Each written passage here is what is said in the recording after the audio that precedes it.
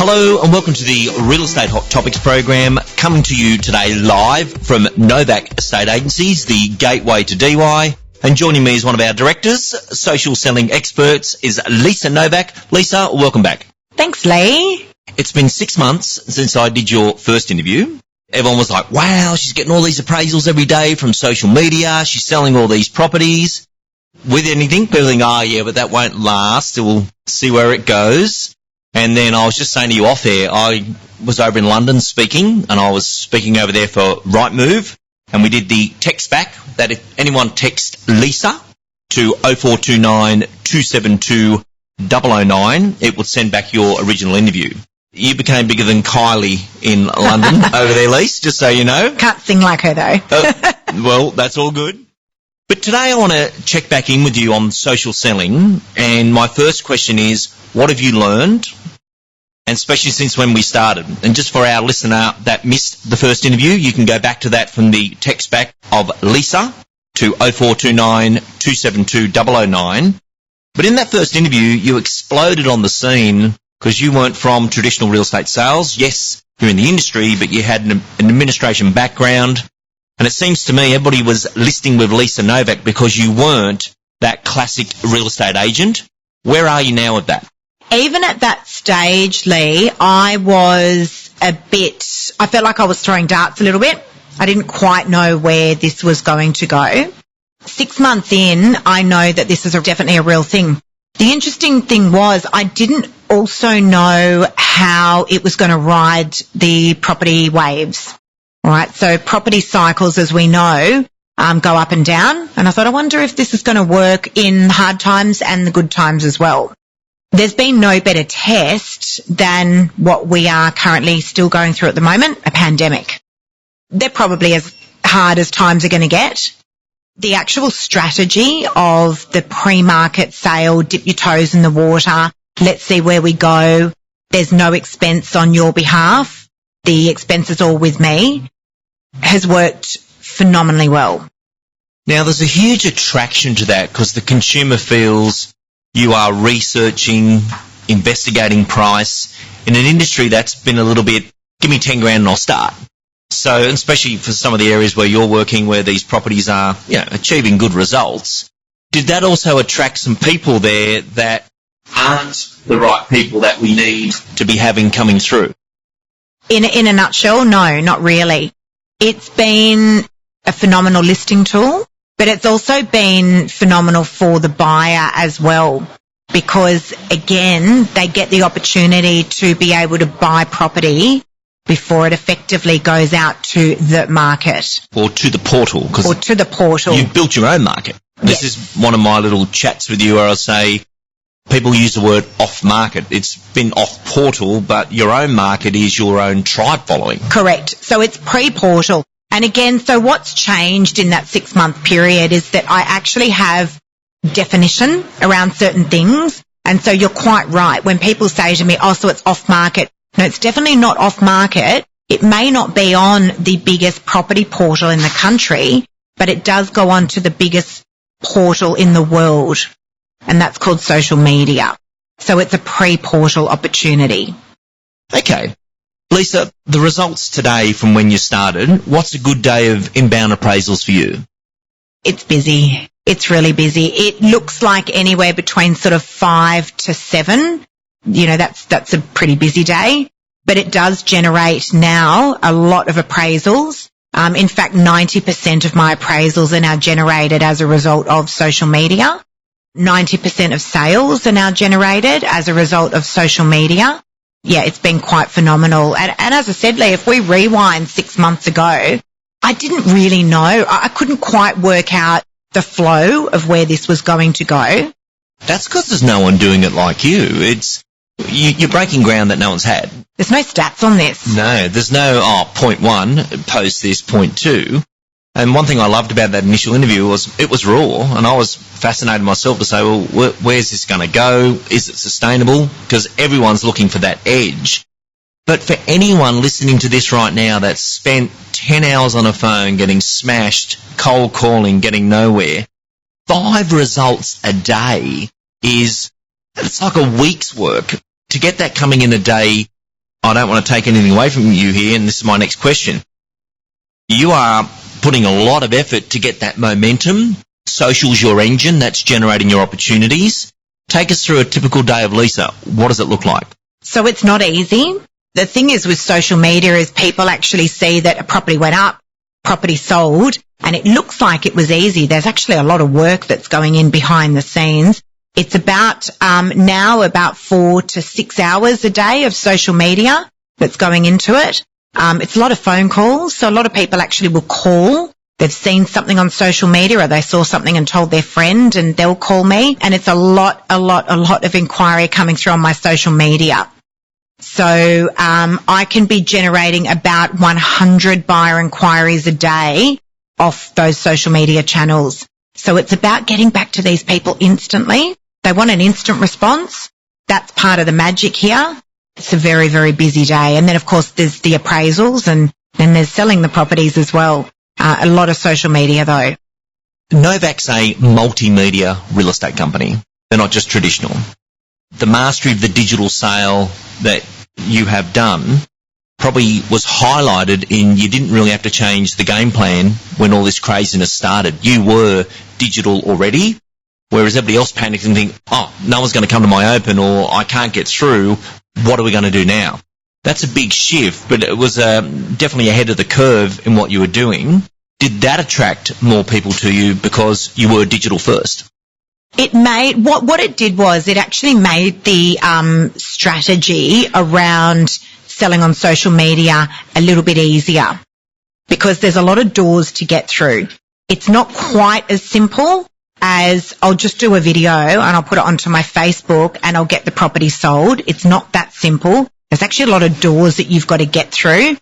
There was a lot of things that we as a company worked out along the way and are still working out, but that has been massive. The fact that we were able to break through and make so much ground, that did actually make the catapult into the social media selling easier for me. I'm not a tech savvy person by nature.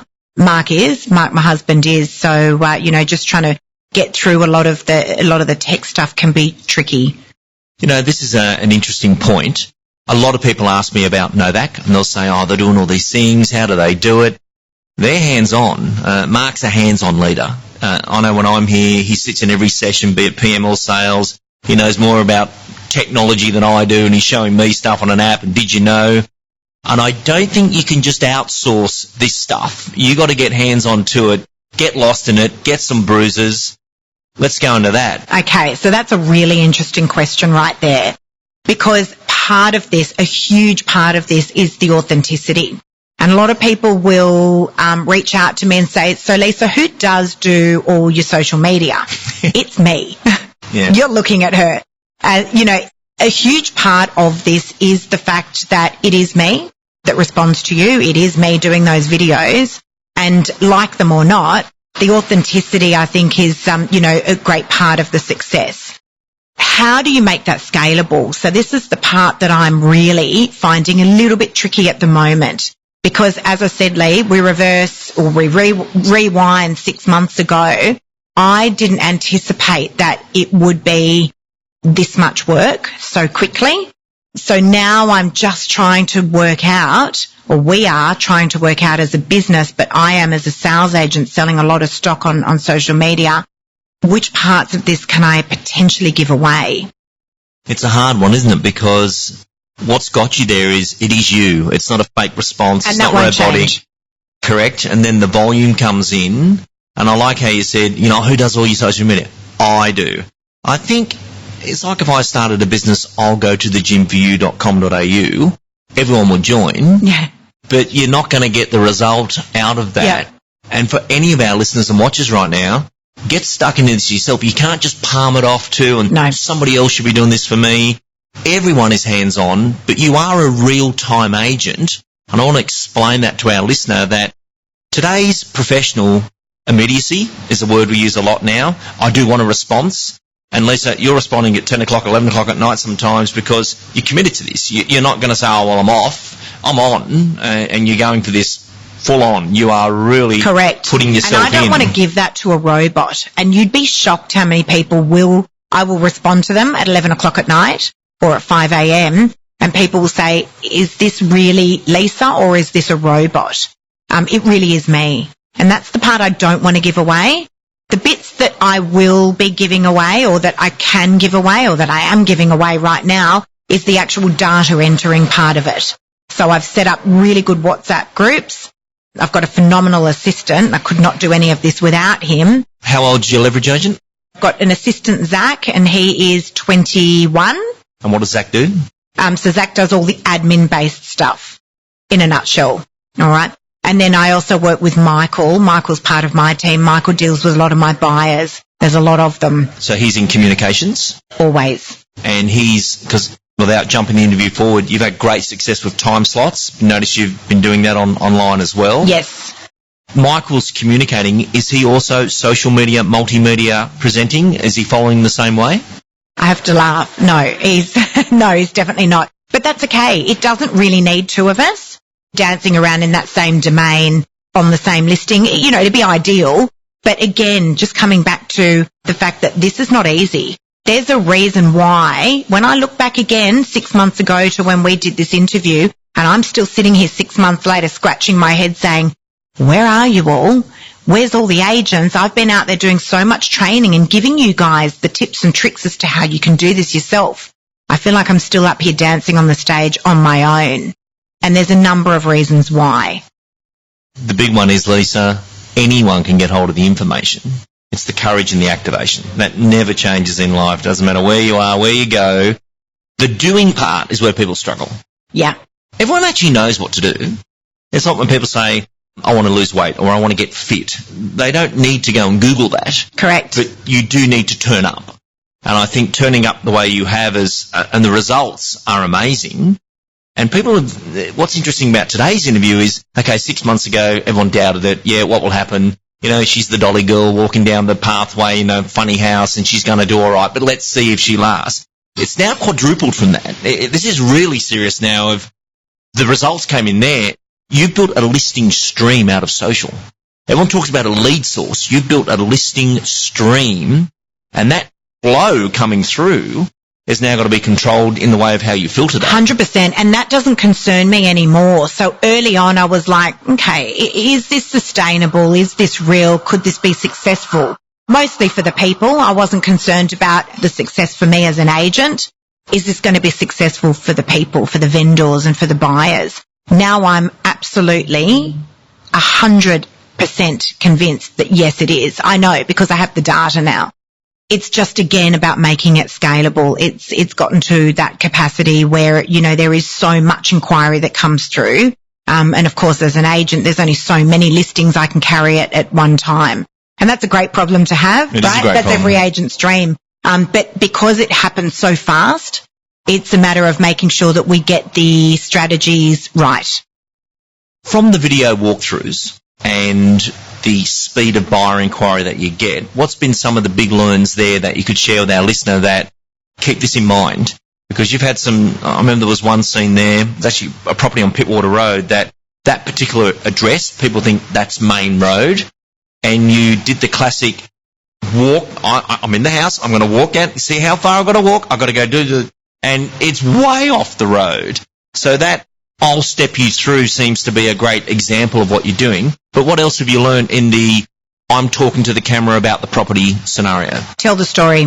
Give people the facts fast. Australian loves stories. Yep. Give them the facts and give them to them fast, because people will not be annoyed at you for telling them the truth.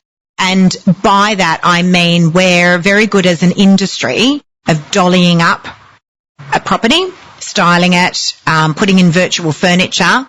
And that's all good and well to get the inquiry, and then you arrive at the property and you're like, really? This doesn't look a single thing like what I saw there on realestate.com. And you're quite right, that video that I did of that property that was on a main road, people were okay with it because I was standing out the front saying, do you know what, guys, this is a main road location, but I'm going to walk you into the front door. By the time we get to the front door, you're not even going to hear a car. It's got such a deep frontage here. I can't do that with a photograph, Lee. I can do that with video content. And the property sold fast because of that. People respected, again, that authenticity and that rawness of the video of me standing out. In fact, I didn't even take them into the property. I literally stood on Pittwater Road and walked them in to the front door. And I do that a lot. I talk to people about the things that they can't see on a video. People can't see how big a room size is. That's really important. We don't do that enough in our industry. I agree with you, and I think we're attracting a very different person to our industry now. Yeah. You may or may not know it, Lisa, but there's a stack of brilliant young females following you now thinking, wow, are you allowed to be in real estate this way? I didn't think that was ever going to be allowed. So there's this whole new wave of great young females coming through the ranks thinking, I'm good on social, I don't mind having a chat and saying hello. It's not about the drone work or the Hollywood work. It is about chatting to people, and that will never change in our industry. Yeah, look, don't get me wrong. The Hollywood, what I call the Hollywood style video, there is 100% a place for that. It's not on social media, okay? People respect the authenticity and the raw, still professional version of video on social media, but they want the facts fast. We have no attention span on social media. That Hollywood style production video works really well on the property portals. When we've effectively gone to market on those portals, that's where it works really well. People don't want to see a raw, authentic video attached to a realestate.com listing. Very good. What's been the go-wrongs? Give us the, oh my God, if I could change that again. Again, it's probably the video content sometimes that I'll get out. I don't watch a lot of it. No one really likes to see themselves on camera or even hearing their own voices. But occasionally I'll do those videos and think, oh my God, that was actually the worst video I've ever done. And I'll tell people, I'll say, sorry guys, I messed up, but we'll just keep going with it. Again, people appreciate the authenticity. It's relatable. It's super relatable. That and technology. I'm not great with technology at all. People ring me for technology advice. I'm like, I don't know. I really don't know. I don't understand enough about technology, but I'm not passionate about it. And that's okay. You know, I always just bring it back to the fact that you don't actually need to be tech savvy to do this, and nor do you need a lot of technology. A lot of people get hung up on what devices do you use, and, you know, I've bought this and I've bought that and I'm all ready to go. And it's kind of like, well, you sort of missed the boat already. Just pick up your iPhone. Don't overthink things. But yeah, I could probably know a little bit more about technology than what I do. Couldn't we all? And that's a great question for any of our listeners. What's on your learning menu? You know, we all need to be learning something that will progress us forward next. And there's no shortage of tech out there, but you got to pick the right tech. Let's go into the lounge room. How's the listing presentation changed for you now that you've got 6 months down the track? How's your warming of the conversation changed when you actually present now? Yeah, that's a really good question. So often, well, always, you've got to read the play of the vendor. So there's no point sitting opposite a vendor who doesn't like social media, and then I'm trying to discuss with them what my pre-market $0 marketing strategy looks like, and I'm going to sell the house on Facebook. Right, that's an unusual strategy in itself. So it's really, I've gotten better at the explanation, much better at the explanation. Sometimes I won't even use the word social media. I'll just use the words pre-market. And so it's a whole different world, and it's a different engagement of viewers that I have, and just sort of leave it at that before I'll actually launch out into, I'm going to get your property sold on Facebook, because people still do find that quite unusual. That would have to be one of my biggest struggles, to be honest. So back then, when we interviewed last, I had 9 case studies. Now I've got 50 odd. So there's a lot. So opposite part of this question for social, how much of your property is now still portal-based? Because I know some of the sales you're doing got stunning photography. I like how you're playing it on a house-by-house case. It's not just one thing suits all. Yep. What part of your work's still in traditional, if you like? About 10% of my listings. So we're just coming out of a very interesting time now, just with the whole COVID situation. And what changed for me as an agent was really my vendors' circumstances. Some vendors were going through their own trials and tribulations financially. And so it wasn't a matter of, let's just get you onto social media. It's like, it was a matter of, let's just go all guns blazing. We need to get you onto property portals. We need to have you all over social media. We need to be using Novak database. So that's really what changed there. Even so, I will still do the pre-list without them even realizing, because often while we're booking in a photographer who can't make it for 3 or 4 days and we're waiting on, photos to come back, immediately I can get them up onto my social media. And isn't it amazing, like, to be a leader, and you've now become a leader of the area of real estate, you need followers. But it's amazing how followers make their choice of channel. I know myself, I know some brilliant Australian real estate trainers, but we have completely different customers and clients. Someone I'm looking after is totally different to the person they're looking after, and which is good. That's why you need different types of people. But you've definitely attracted the modern vendor, if you like. Explain that to us. Yeah, they really come in all shapes and sizes, actually. If you said to me, what is the demographic of people that follow you? I would not be able to pinpoint it. I'm always surprised at the person that says to me, I follow you on Facebook. And I'm thinking, you do? You're my mum's age. Yeah. It's quite interesting. It's so wide and varied. It's unbelievable. And again, I just simply can't pinpoint it. A lot of local people, but also a lot of international people. And that's been really interesting. So a lot of UK agents, and I get an incredible amount of real estate agents following me.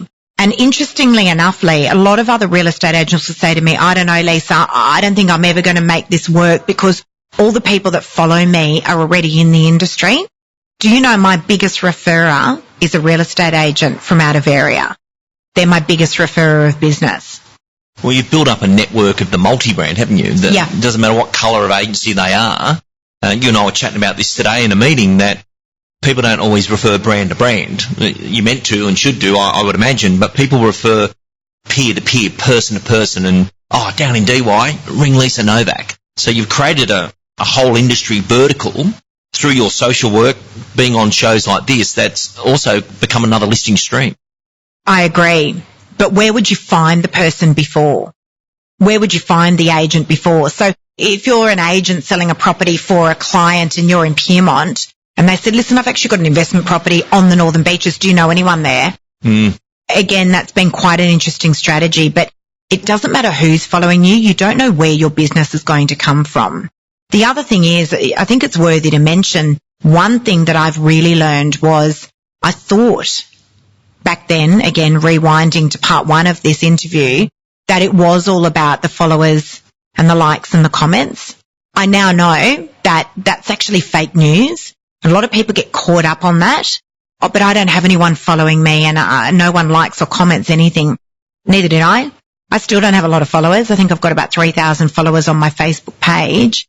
It's not about that. It's to do with the engagement that you get of social media. That's a big thing. That's been a huge learning for me, because even now I will occasionally get caught up in the trap and think, hang on a sec, no one's actually commented or liked anything on that property. I think maybe we need to do something more here.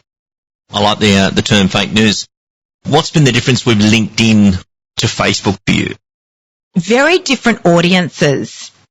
Very, very different audiences. LinkedIn is where business people do business.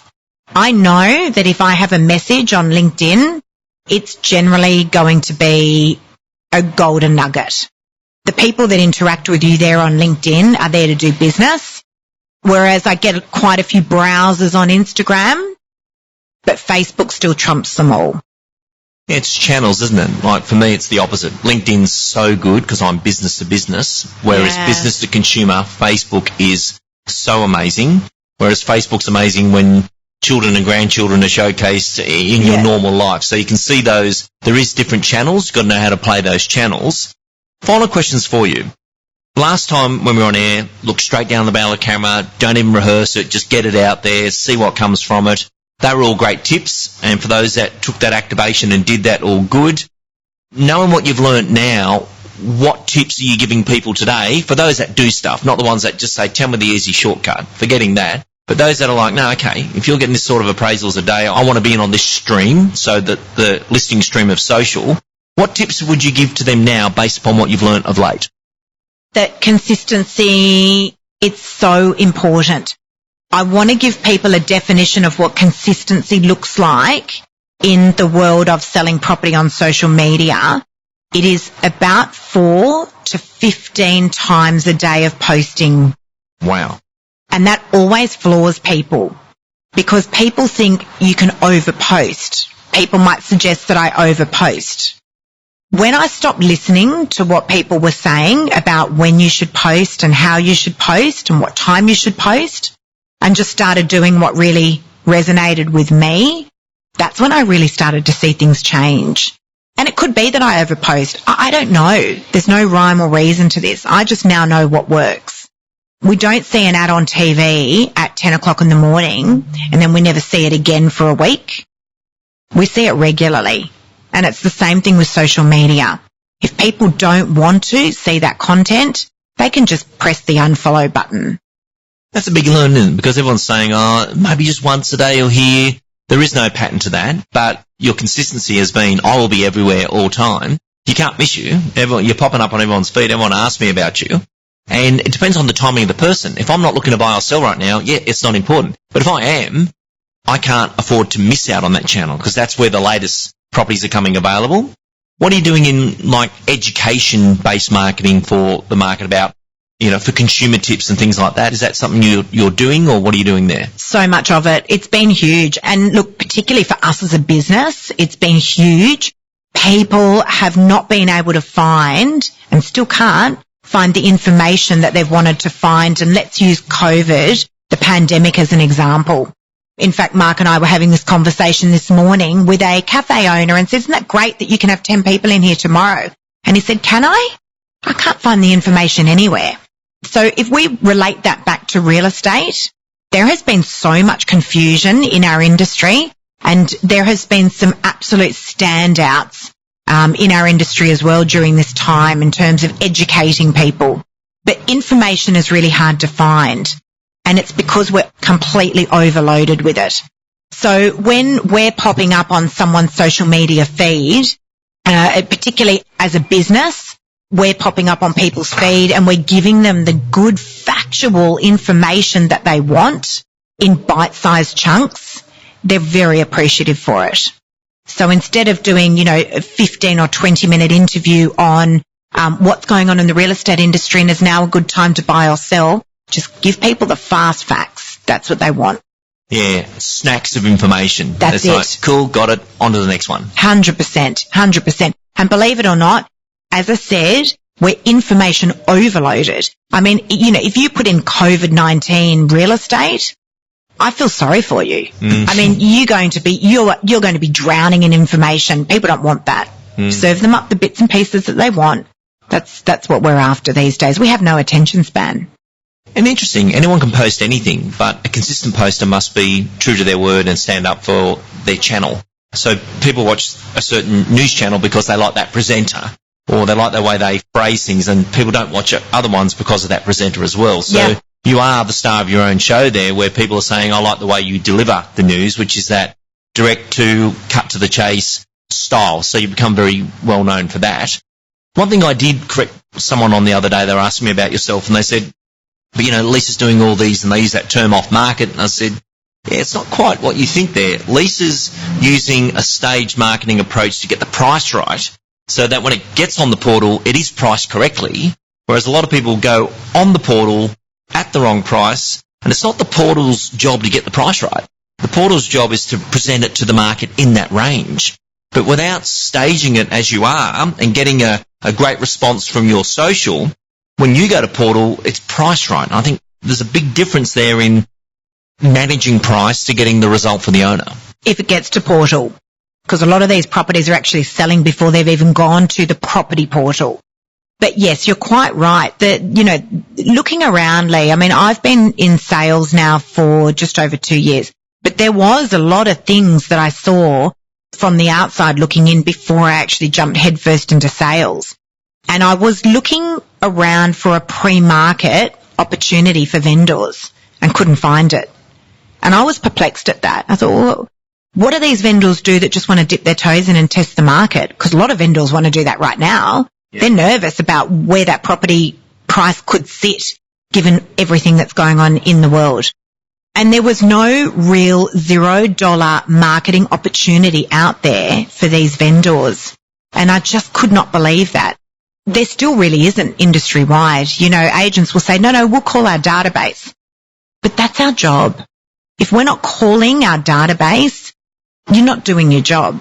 I don't consider that a pre-market opportunity.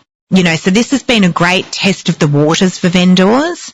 This is a great way for them to be able to sell, and it's been a very stress-free experience. All my vendors now, and there's been a lot of them, all report the same, how stress-free this approach was, because there was no ticker tape parade. There were no bells and whistles and big fancy open homes and auction campaigns. Not every vendor wants that. I've spent some time with you today, and one thing I have observed is your mastery of the digital sale brings in digital control. You're controlling who gets in or out of the property, whereas traditionally it's open to anyone to see at any moment. This time has been very interesting of 80 unannounced strangers can turn up to your house at 11:15 on a Saturday and wander through. That seems really bizarre now, that no one would have even had this conversation 6 months ago. But the digital sale, the digital control is become an attraction for the people that want you to look after their property as you keep them out as well as in. Definitely. And also there's a real theme now with the buyers that I attract on these social media channels. These buyers have all been actively looking for some time. They all know what they want. They've often been burned at auction, missed out on a property, and they're roaring and ready to go. So they're super qualified. So you're quite rightly, if I'm getting 3 or 13 people through a property, those numbers are of very, very qualified, ready-to-buy buyers. And I believe that's why I see the sale often happen quite quickly, because these buyers are ready to go. They don't want to miss out again. Well, it's a known fact of selling that if you're going to step into a negotiation, especially in the real estate sense, there's 3 key things you need to know. You need to know who they are, what they can spend, and when they need to buy. And I think you've got that control first versus you've turned up, I have no idea who you are, I don't know what you have to spend, and I don't know when you need to buy. So that's the out-of-control sale, and I think that's really where you're seeing that cut through. It's quite precise in what you do. And I think in real estate, completeness and accuracy has been missing, and this has really tightened that up, and it's a great story. So Lisa Novak, thank you for returning back to our Real Estate Hot Topics airwaves. We are going to check in with you again because this is an ongoing thing. Big thank you to all the people that have been re-attracted to real estate now due to this modern way of selling. You're having quite an influential push around the country as people think, oh, hang on a minute. I've had a lot of property managers say, I never would have thought of sales, but I've been watching that Lisa Novak girl. She's amazing. And you've built your own following there of people in a career of real estate. 100%. And also I feel like it's been a great platform, particularly during this pandemic. I mean, I almost feel as though it was built for something like this, where we were having to all of a sudden become our own videographers. Some agents had never even picked up their phone before to do a video of themselves. So yes, it's been quite an interesting model. I really look forward to seeing what our interview looks like in 6 more months, Lee. Can't wait. Lisa Novak, thank you for joining us. Thank you.